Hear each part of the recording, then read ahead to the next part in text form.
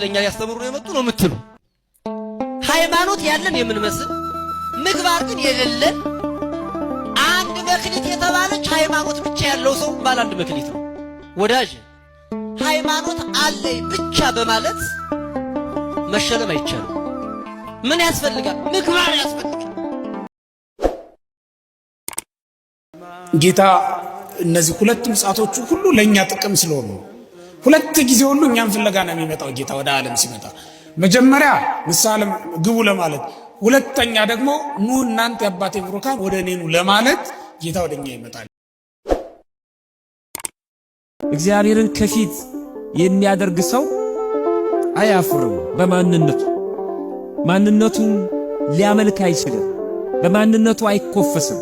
እግዚአብሔርን ከፊት የሚያደርግ ሰው እግዚአብሔርን ከፊት ማድረግ ምን ማለት ነው? እግዚአብሔርን ማስቀደም ማለት ነው። እግዚአብሔርን ማክበር፣ እግዚአብሔርን ማመስገን፣ እግዚአብሔርን ማሰብ ማለት ነው። እግዚአብሔር በሚያውቀው የውዳሴ ከንቱ አይደለም። 300 ንስሐ ልጅ አለኝ። ከ50 በላዩ የደሃ ነው እንደኔው። እንዲሁም እኔ ሀብታም ነኝ፣ 2 ቦታ እሰራለሁ።